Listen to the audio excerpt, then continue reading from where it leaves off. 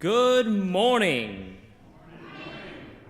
and welcome to the Unitarian Church of New Bedford. My name is Tony Ann, and I am a member of the Social Justice Committee.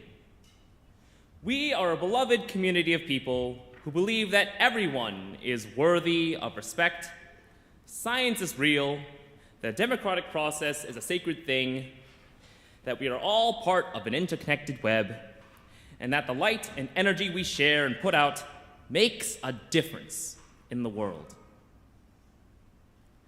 We are a people of purpose, and if what you hear today resonates with you, we hope you'll consider becoming part of this way cool family of seekers and keepers of this long dream that is our church. First Unitarian in New Bedford recognizes that the land we inhabit and enjoy sits on the unceded ancestral land of the Wampanoag, the people of the first light. We actively commit ourselves to the process of working to dismantle the legacy of colonialism and oppression of our country's native people and all who have been marginalized.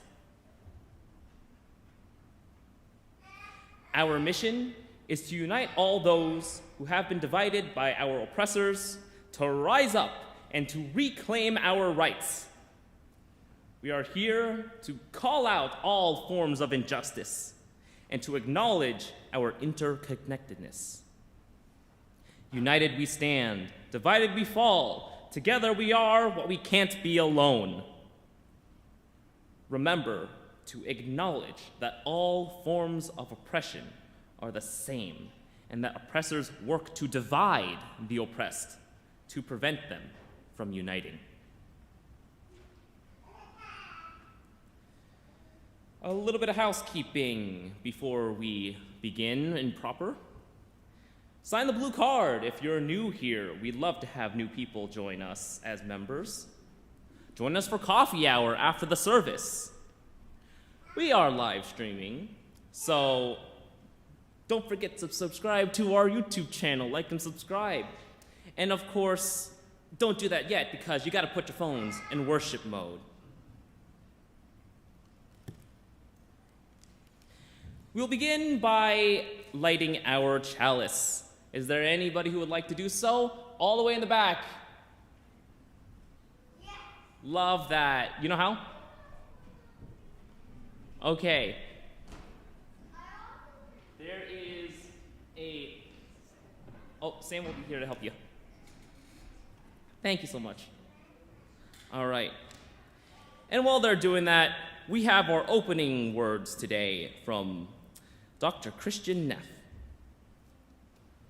We need to make a commitment to self-compassion because it doesn't come naturally for most of us. Our culture doesn't support it.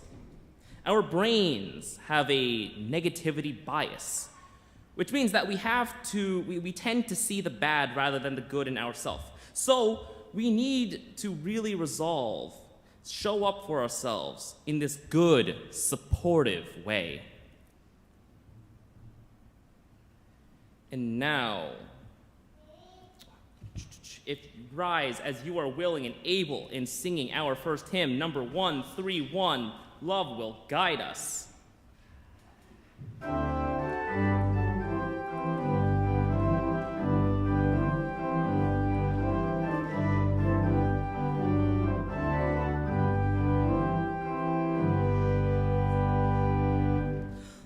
Love will guide us, peace has tried us, hope inside us will lead the way on the road from greed to giving. Love will guide us through the hard night.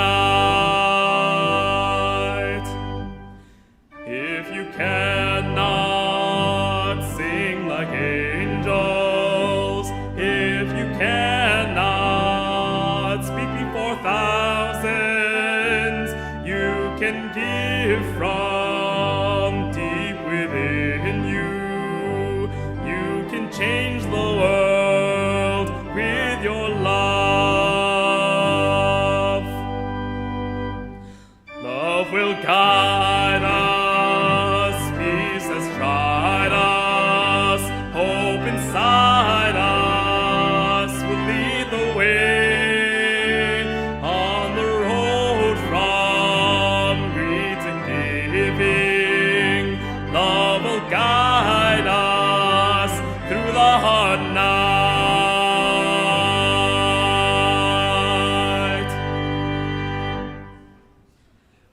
and then stay up there, because say good morning to each other.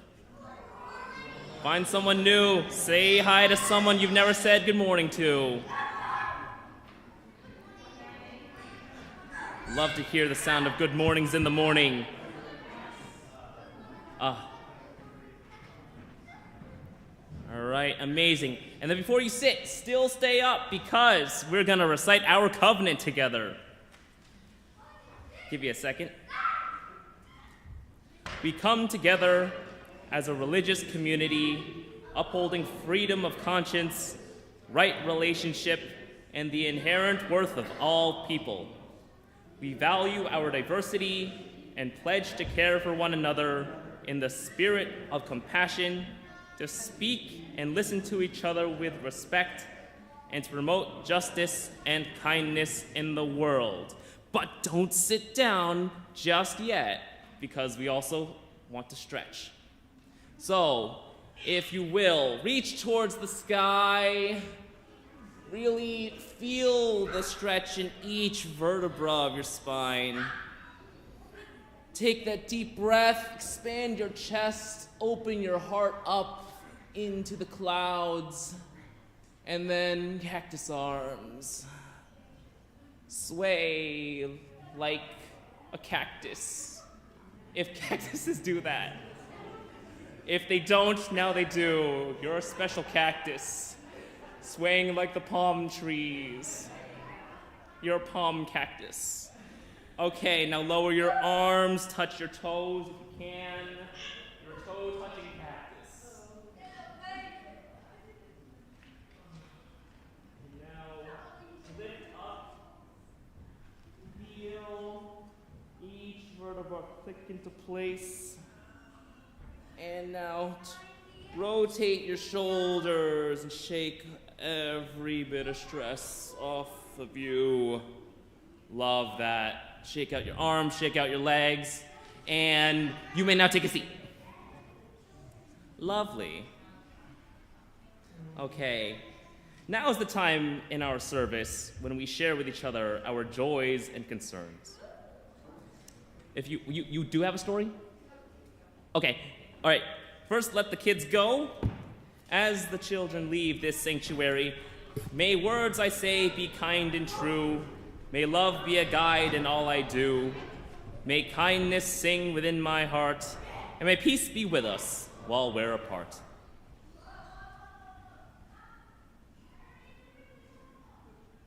All right, and now it is the time in our service where we do our candles of joy and concern.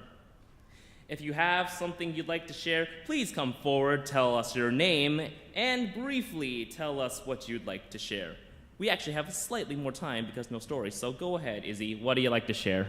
Well, my name is Isaiah, first of all, and I am flying high right now, I'll be honest with you. I don't know if anybody else caught the United States versus Canada gold hockey game for the Olympics this morning.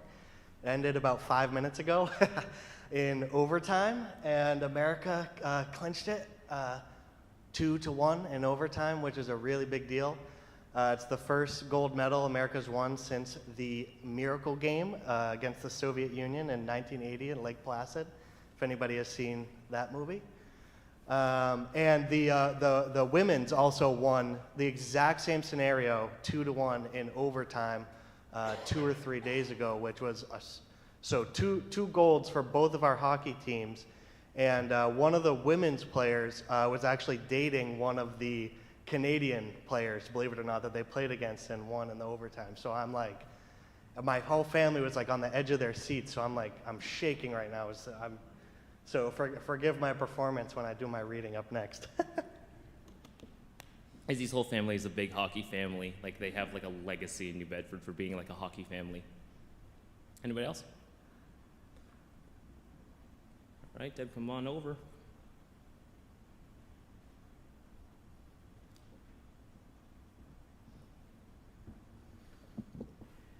My name is Deb, and I've probably been complaining to everybody about my neck being sore, and I just want to let you know that I'm perfectly healed. Yay, we love that. All right. Anyone else? Going once? Going twice? And this is our practice. We light another candle for those joys that we keep within, And one for all of those who have yet to find a safe and supportive space in which to share their joys and sorrows.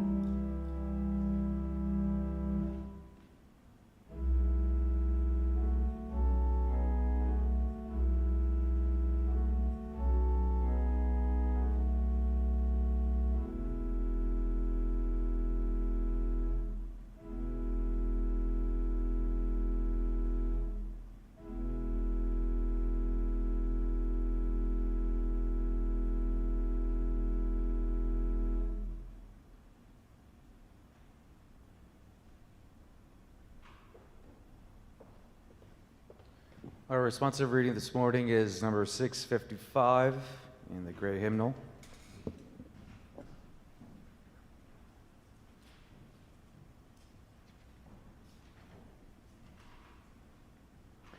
Change alone is unchanging. Whosoever wishes to know about the world must learn about it in its particular details. In searching for the truth, be ready for the unexpected. The same road goes both up and down. Not I, but the world says it. All is one.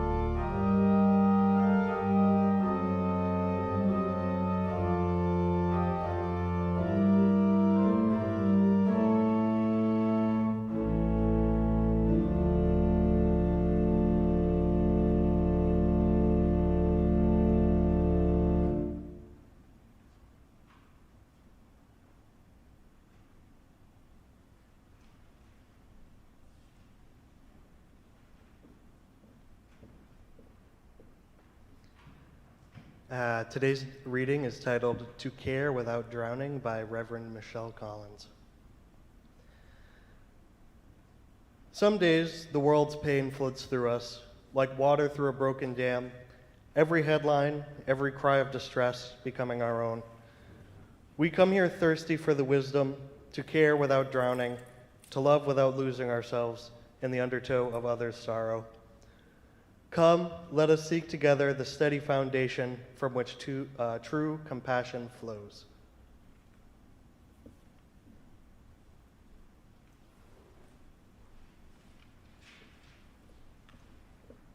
And now stand as you are willing and able for number 325, Love Makes a Bridge. Number 325.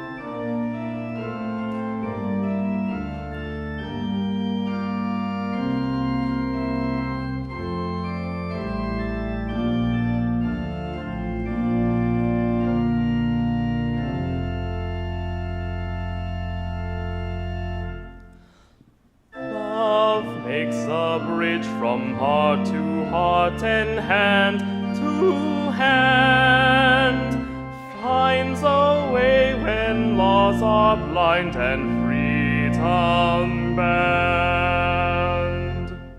Love breaks the walls of language, gender, class, and age, gives us wings to slip the bars of every cage.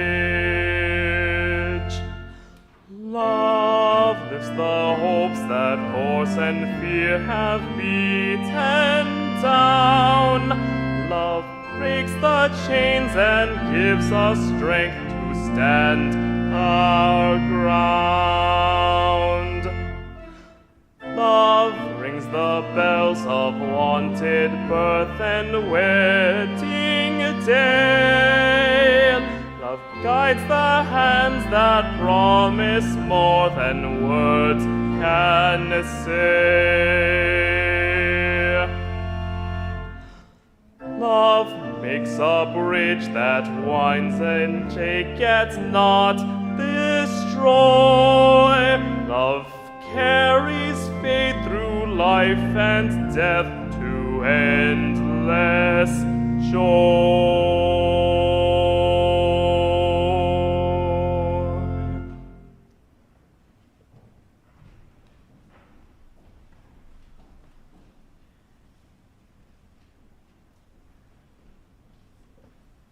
And now is the time in our service where we ask you for your kind donations to the many works of this amazing Unitarian church of ours.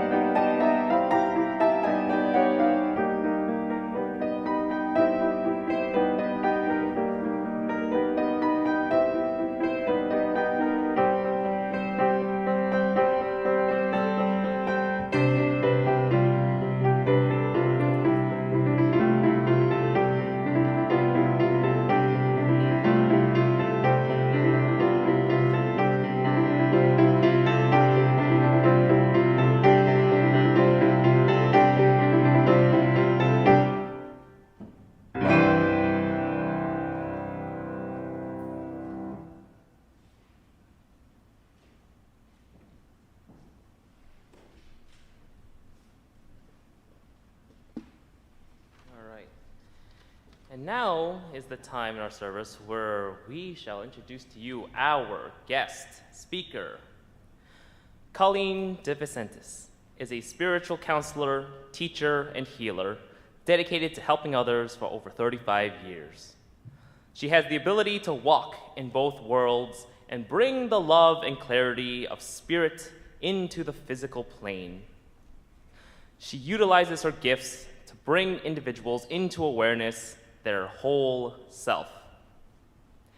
As a teacher, Colleen helps others to understand the principles of light, how it relates to our being, and how to work with it. She teaches how the various aspects of self, mind, body, and spirit work together and affect and reflect one another. Colleen teaches a variety of healing techniques and arts as she shares how to use this new awareness.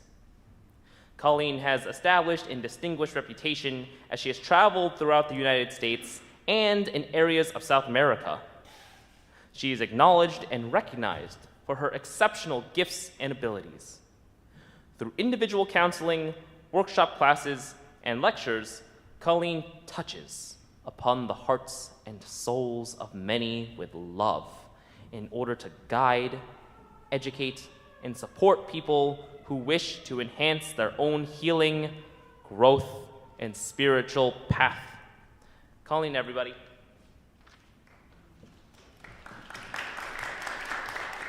If I'd known he was going to read the whole thing, I would have sent him a much shorter one. Good morning, everyone, and it is truly an honor to have the opportunity to share, because to me, there's no greater joy than sharing what Creator's given to me. And I chose the topic of love or fear because any moment, any second, any action, any thought, any feeling, we make a choice. We choose love or we choose fear. And when we choose fear, it's only to come back and say, oh, I should have chose the love. But to me, mankind has a kind of a warped sense of what real love is. It's giving for the sake of giving unconditionally out of love. As that light of love and that light of life, that light of Creator and the light of His creation and the light of our being. But as it's been given to us with that breath of life, it's receive to be give. But we say, oh, I'll love you this way, but you got to love me this way back. Rather than giving for the sake of giving unconditionally. In that trust, in that knowing that what we put out comes back. Not always in the way we want it to, or in the time, or in the way.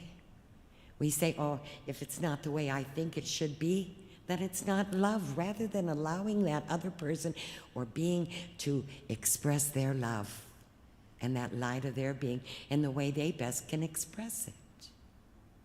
And so it's really important that we look at the aspect of the unconditional. And oh, that golden rule that applies through all cultures and religions in different words. Do unto others as you would do unto yourself. But where are we loving? To our true self, to that true essence of our being. When we look at society and all that's going on in the world, there is a lot of injustice. There's a lot of abuse, all kinds of stuff. But the outside reflects the inside. And when we want to stand up and be honored and acknowledged, we've got to look at where we're doing that to our own true self and to Creator. We've got to let go of the self-judgments and the self-doubts and all the things in misplaced identity. We're taught that it lies outside of ourselves and feel guilty about this and inferior about that. When it comes within and it's reflecting what's going on. And in order to do it on a greater level, it's as we do it all individually. We will do it collectively. But it starts within us all. individually. Everything is happening for a purpose and reason. Oh, we don't always see it. And sometimes it comes from left field, but it's, if you look at what's going on, we're all being faced with our own, taking responsibility for our own actions, for our own thoughts. And when you look at the mass control and the suppression of society, if you look at what's going on, oh, they're creating fear and feed on it as they have through time. But fear is the absence of light. And if you look at any negative thing, and I don't care how big or how small, it's all fear-based. And goes back to where we chose fear over love. And we make that choice constantly. But where are we being loving and honoring to our true self? Oh, and we're all going through that grand battle within. Which one's going to control the show? Ego or true self? And oh, we gave ego a job it can't handle, let alone admit it. But it's not meant to be the driver of the car. It's the headlights, it's the steering wheel, but it's not the driver. And we're all being forced, we're all being activated from within with that light of life. But what we do with it is a choice. But it starts with loving self unconditionally. It doesn't mean you're perfect. It means you love yourself, good, bad, indifferent. Oh, you got this twerp, and you can learn and grow here and there. But here in the now, it's loving self. And the light is the disinfectant, and the love is the Band-Aid. We try to make it so difficult, and it is so much in its complexity, but in the simplicity, it's love or fear. But it is that choice. Are we loving and honoring ourselves? Because as we're loving and honoring ourselves, it's honoring and loving Creator and the rest of us and the rest of His creation, because it is all one. But we've got to clean up these lower bodies. We've got to clean up our thinking. We've got to release the old. When you look at how they're keeping that suppression, keeping us all against each other, and that separation and that fear. And it's feeding off our emotions. And what does society say? Numb it, put a Band-Aid on it. If you look at any addiction in the world, and I don't care, one's just as bad as another, but it's to numb emotions. And scientifically proven, you cannot hold energy still. And this is what we're constantly doing within ourselves, stifling our own energy, stuffing our pockets with old emotions and angers, and as it's trying to come up to get out, because the natural process, in order to heal the cut, you got to get the infection out. But that means mentally, emotionally, spiritually, both on an inward and an outward expression, through the feminine, the intuitive, creative, and feeling aspect of self, that receptive, that in-breath of life, and in the male energy and the outward expression. See, we all have both. We just chose different vehicles to express them in. But it's that light of your being having this experience, expressing itself through these bodies, and we're connected to everything in creation. Every system or part of your body is conducting the light energy of your being through one element or force that moves energy throughout the universe. But how can we understand the outside if we can't even understand ourselves? And it's a matter of loving and honoring self enough to look within, to go within. It's like peeling off the layers of the onion to get to that true essence. But there is a big difference between emotions and feelings. Emotions are reactions to outside energies. Feelings come from within, you know, those things that just feel right within your heart, where it's resonating as truth in that frequency and the light of your being. It's all interrelated. But the emotions, it's what's holding us down. It's what's keeping us from our true self and keeping the grip on it. It's vital that we clean them up, that release it. Anger itself is not even wrong. It's what we do with it that is and can be. But it's allowing oneself to love self enough, to care enough about self, to get it up and out in a balanced way. And there are tools and ways to do it, rather than spewing it on each other. Because that's what happens, and it happens within the family units, it happens within the society, and even on a greater level. But it's a choice. Do you want to be loving? How we judge another person is a reflection of how we're judging our own self. And it's vital. It's so important for humanity at this time.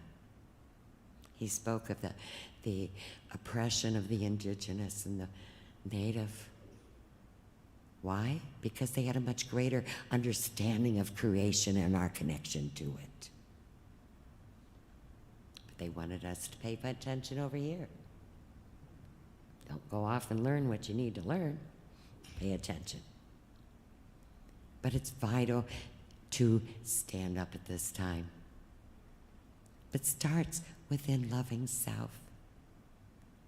Life is a school to get us to remember who we truly are and what we're totally capable of, rather than what everybody else wants us to be or society expects us to be. And oh, that martyrhood, sacrificing self and taking care of everybody else. A lot of us are guilty of that, even myself. But it's against all laws of creation. It's receive to re-give. But a lot of us say, okay, God, bring this in my life. But then say, oh, I'm sorry, I'm a giver, I'm not a taker. I'm not worthy of it. And we don't allow ourselves to receive it, to even conceive it or perceive it, to receive it. God thinks you're worthy enough. He loves you unconditionally. And I don't care what culture, religion, science, belief, non-belief, that one common thread is that light. And first there was light, and the light was good. And with imagination and enthusiasm, this garden was created under the heavens and the stars. But what are we doing with it? What have we done with it as humanity? How are we treating it? It's a reflection of how we're treating our own self. In these times of change, and 35 years ago, I was shown a lot of what these times and what's going on in the world. And the cleansing, if you look at it, there's a major purge going on all kinds of levels and ways. And there's a whole lot of mudslinging and all that kind of stuff. All to keep us snagged, keep us in that lower vibration. But you can't put a 120 in a 220 socket. So without cleaning up these lower bodies, that's what we're doing. We're trying to do it. It's vital. I cannot express it enough. And regardless of what all is going on and how, yes, excuse me, things look, Creator's always got a much greater plan. But that plan is humanity waking up to all that they are, to healing themselves, letting go of the dis-ease that the emotions and the thinking and all that negative stuff ends up manifesting. We talk about generational trauma, because it does become drama at times. But it's where we haven't healed it along the way. We keep putting the Band-Aids on it. We keep sacrificing our own true self. But we don't realize how much we affect everybody else. And a lot of people say, oh, if I don't say it, I can think it, but I can't, as long as I don't do it. No, we don't realize how powerful our thoughts are. And a perfect example I've shared many times. One time I was asked to help this mother who had a 9-year-old little boy, cancer up in his shoulders. Went to sleep. 9 months, they could not get this little boy to go to sleep. So they kind of didn't know anything really I did, but they threw up their hands and asked me to come. And I said, first thing I want to do is talk to that mother. And I walked up to her and I said, tell me, what is your biggest fear? She kind of looked and said, my biggest fear is someday he'll never wake up. And I said, do you see how you're affecting your son? And then we talked a while and said, let that be your cue to say God's bringing what he needs. But then I go see the little boy and I said, hey, they tell me you want sleep. And he said, yeah, I don't want my mom to worry.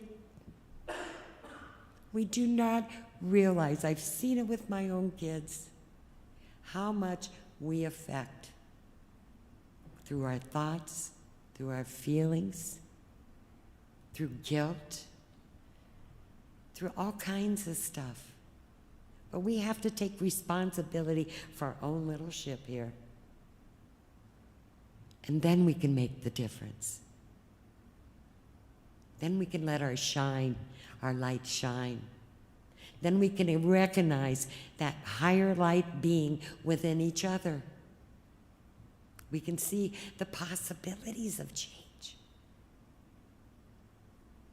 Everything happens for a purpose and reason, and we don't always see it. But ask, and you shall receive. Let me see the purposes and the reasons here. Because everything happens to learn, to grow, to heal, to balance, or to give. And to give the healing is to acknowledge you've received it. We are the only species on this planet that doesn't walk in balance with the rest of it. And we're supposed to be the most intelligent ones. It's sad what we've accomplished. But we have to make the change. It's vital, and Creator and the rest of creation is there waiting for us to evolve.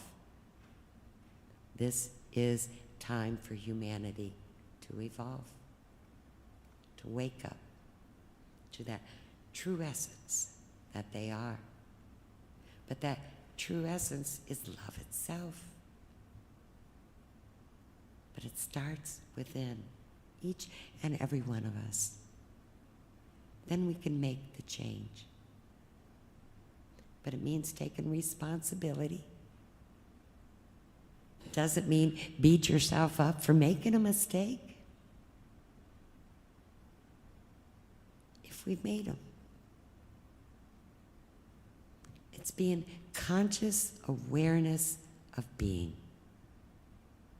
throughout everywhere everything you do, what you allow into your life and what you put out, and what you do with it in between. I know a lot of people are going through a lot of struggles right now, a lot of hardships. But Creator never puts before us what we're not able to handle. But we've got to love and believe in ourselves to know that we can. And as long as we walk in that light, what you need will come to you. I've been slammed up against that wall to trust and believe in that. And it's never ceased to amaze me. And there's those moments when you can see that magnificent perfection throughout it all. It makes it all worthwhile in one minute second. But love is also, it is truth. It is wisdom, but knowledge is not wisdom until it's applied. It's faith, wisdom, it's strength, it's authority and order, taking charge of your own ship, put in order. It's imagination, it's enthusiasm, it is forgiveness. It is love, it is life, and it is will. And all the lessons of life evolve around those things, those 12 powers, both on an inward and outward expression. But you can't take one part without the other, because it's a whole. And there's principles and values in which it flows throughout all creation and within us. Those morals and values, integrity, and the right way to be. And I cannot say enough of the value of that, walking in that integrity. Because that's where the spiritual awakening will come.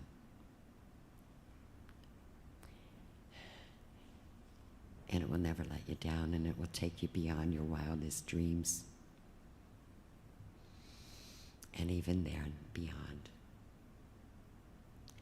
Every 25,000 years, 26,000 years, our planet, our solar system, goes through a part of a much greater solar system. These are when earth changes have happened. This is like going through a band of light. This is why it's stirring up everybody's stuff. And we're in that cycle. We're in that time. It is time for humanity to evolve as beings of light, because the rest of the creation is evolving. And we've got to do it with it, because we're part of it. But in these times, even in the simplest little things, you'll find that it's all a natural flow. But it's a choice whether you want to see the good or the negative. What do you want to give your energy to? How do you want to be honored? What kind of justice do you want to see in society? Because it's going to be reflective of how justly we walk within ourselves. We are all incredibly gifted beings.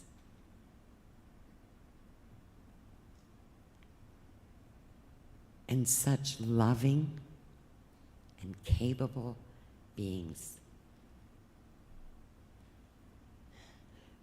But it's got to let go of the old things that have held us back from it, that have tried to tell us it's different, that we're less than, that we shouldn't believe in ourselves.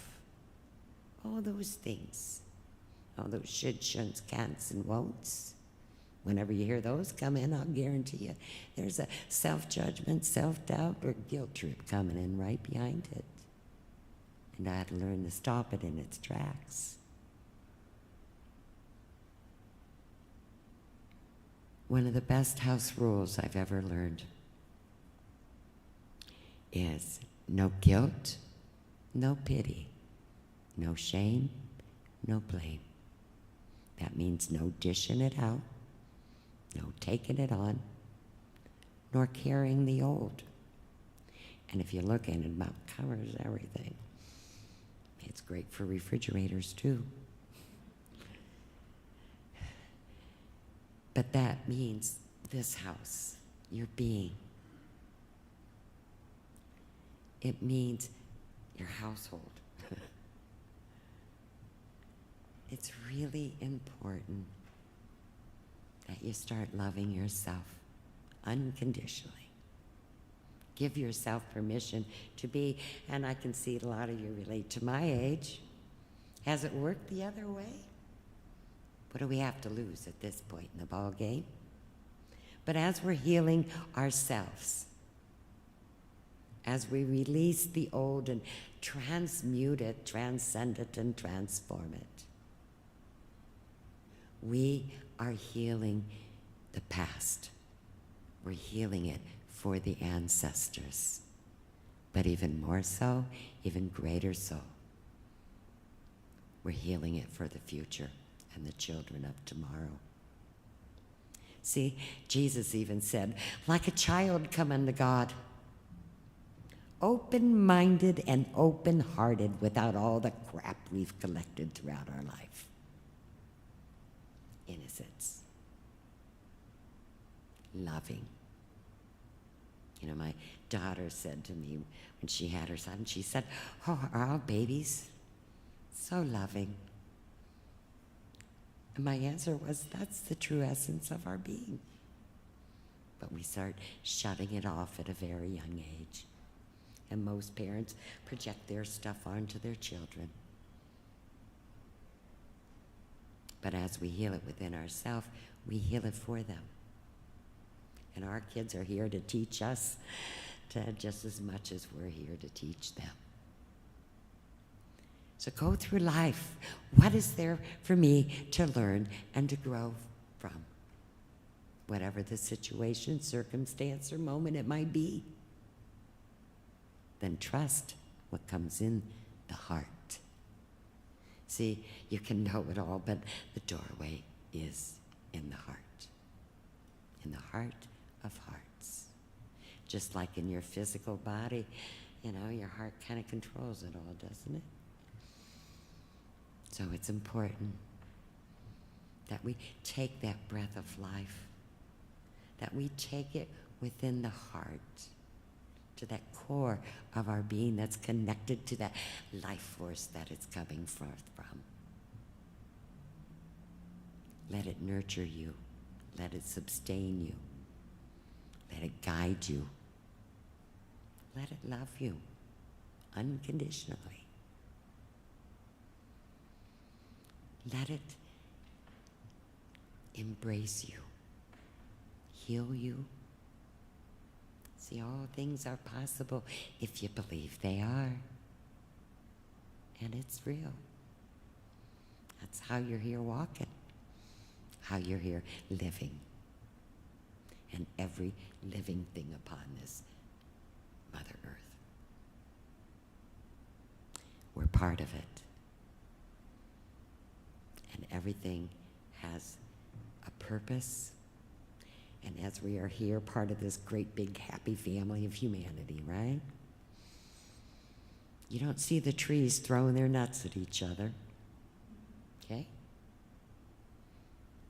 And we need to stop that. Take responsibility for our own actions, our own thoughts.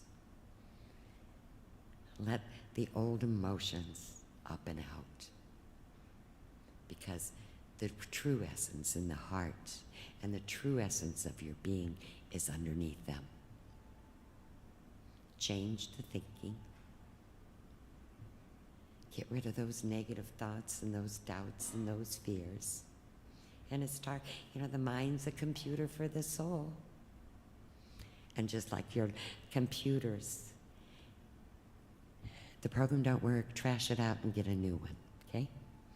Create what you want to create. You manifest your own realities with your thinking propelled by desire and intent. But as you're trying, your thoughts and your intents might be pure, but it's going up through all that old stuff. So clear out the old.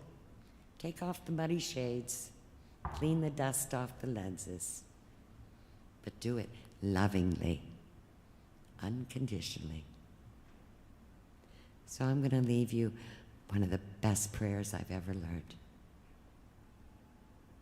May you see what you need to see, to understand what you need to understand, to be all that you are and meant to be. That is in your highest good and the good of the greater whole. And may only the divine truth come in. And that about covers it all. But listen within your heart. Feel. Feeling is one of the greatest gifts we've ever been given. But it's all in the heart.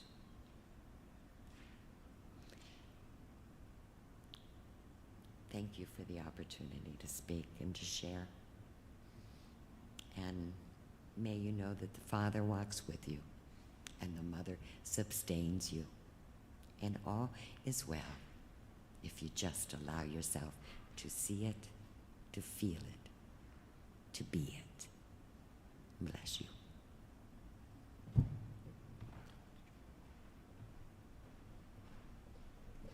right. Thank you very much. And now, to close off our service, please stand as you are willing and able for number 159, This Is My Song.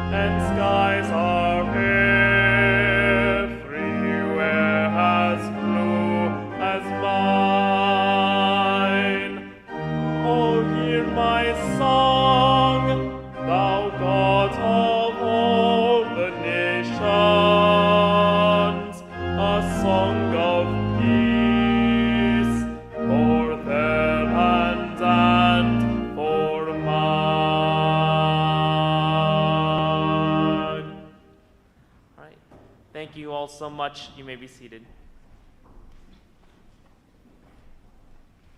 Our closing words today are from Reverend Michelle Collins, titled To Care Without Drowning.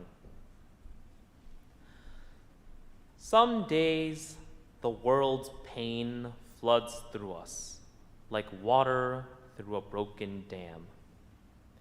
Every headline, every cry of distress becoming our own. We come here thirsty for the wisdom to care without drowning, to love without losing ourselves in the undertow of others' sorrow. Come, let us seek together the steady foundation from which true compassion flows. Thank you, everybody, so much for coming to our social justice service this month. We do these once every month, and thank you to our guest, Colleen de Vincentis, today for speaking. Hold fast, my church. Stay strong. We love you. Live long and prosper. Go in peace. Stay for the postlude, and I hope to see you at coffee. Thank you.